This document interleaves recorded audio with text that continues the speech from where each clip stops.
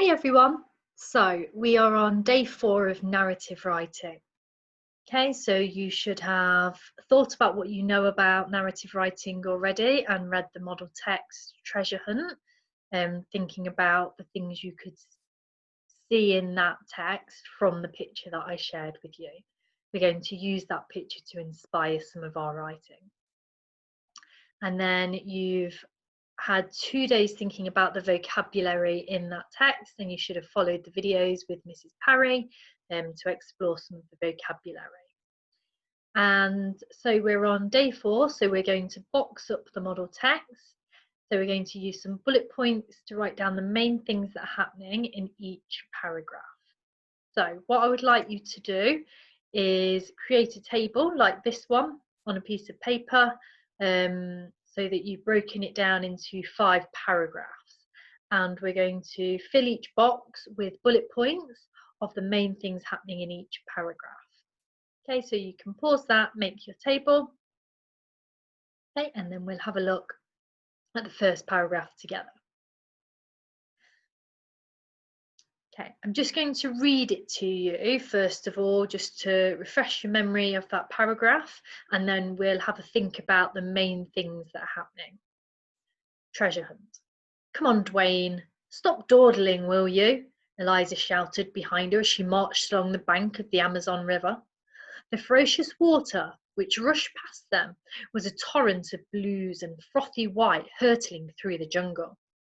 Dwayne's eyes darted from the angry-looking water to the enormous tree leaves which loomed over the path and protected the two friends from the blistering heat of the late afternoon sun. I'm still not sure this is a good idea. We should have left the stupid map in the bottle where we found it, he complained, whilst wiping away sweat from his forehead. This stupid map just might lead us to treasure. You won't think it's so stupid then, replied Eliza with a smile. Grabbing Dwayne's arm and ignoring his sighing, she pulled him further away from their holiday bungalow and further away from safety. Above them, the sinking sun descended behind the mountains, and bright yellow birds soared through the trees. Their beady eyes seemed to watch the two children with curiosity. Okay, so that's our first paragraph. So we're thinking, what are the main things that happen? So I know that I've got my two characters, Eliza and Dwayne, and that they are walking through the Amazon next to the river.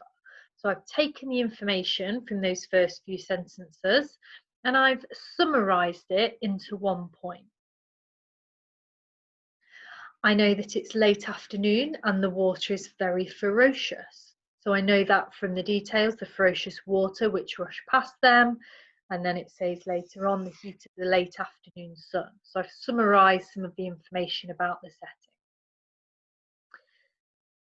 They are following a map that they found, which they think will lead them to treasure.